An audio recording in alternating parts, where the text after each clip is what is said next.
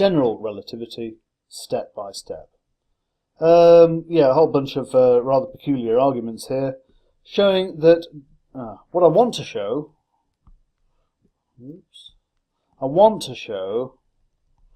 that delta S squared equals delta S bar squared. So the interval is the same for all observers, minus delta t squared plus delta x squared delta y squared plus delta z squared. And I want to show that that's equal to delta S bar squared, which is minus delta t bar squared plus delta x bar squared delta y bar squared delta z bar squared. I want to show this.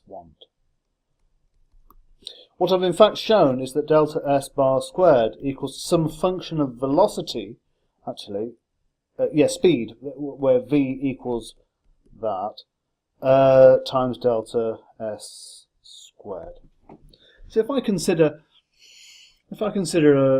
an interval between two events E1 and E2 which are simultaneous, then that means that delta S squared equals minus delta t squared plus delta x squared plus delta y squared plus delta z squared.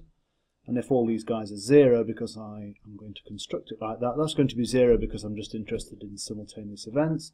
That's going to be 0 because I'm not moving in or interested in that direction. And that's going to be 0 as well. Then what I can show, or what I have indeed shown, is that delta S bar squared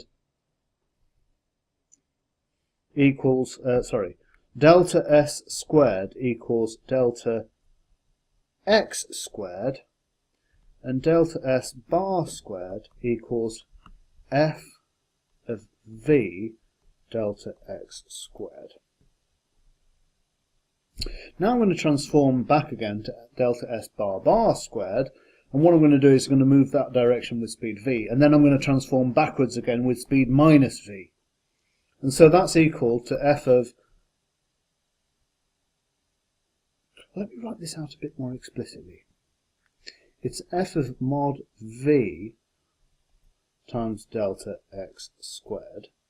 And this is going to be f of modulus of minus v, because I'm transforming back to where I came from, times f of mod v delta x squared. And of course that times f of v times delta x squared, and we know that that's going to be delta x squared because we haven't changed. All we've done is move to transformation like that, from left to right, and then I'm transforming back again, and I know that the product of those two transformations is going to be equal to the identity.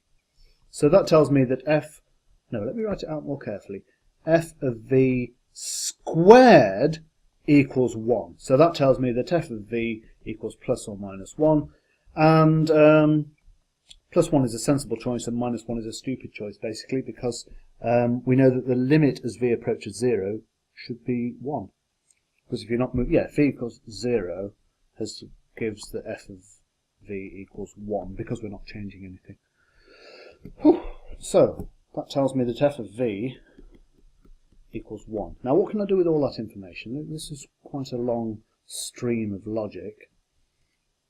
Here we go. That m00 was some function of v, which I've spent the last two screencasts trying to express.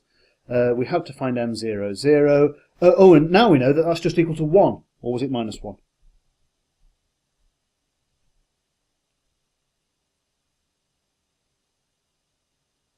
I think it was minus 1. Oh, it doesn't matter.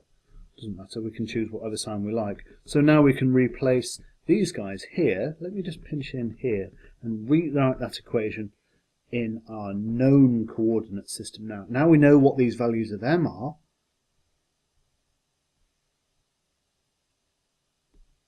I've got one, and I've got a sign error somewhere. Oh yeah, look, I've got a sign error here. It's because there should be a minus there. And so it's a negative sign. Okay, yeah, it's easy to do that kind of thing. Where was I? I was here. So I've got delta S squared. Oops. I've got delta S squared equals delta t, delta x, delta y, delta z times minus 1, 0, 0, 0, 0, 1, 0, 0, 0, 0, 1, 0, 0, 0, 0, 1 times delta t, delta x, delta y, and delta z. And by a rather long sequence of reasoning, I've got delta s bar squared equals delta t, delta x, delta y, delta z times this M matrix which I made up here, and then I showed that it was diagonal, and then I showed it was this, and then I showed that M was minus 1 actually. So I may as well just write it in. Minus 1, 0, 0, 0, 0, 1, 0, 0, 0, 0, 1, 0, 0, 0, 0, 1 times the same thing, delta t, delta x, delta y, and delta z, and because these two things match, that equals delta s squared. Whew. And that's a very general argument. There's been very, very, very few assumptions there. I'm not pulling any punches here. So what that tells me is that delta s squared is invariant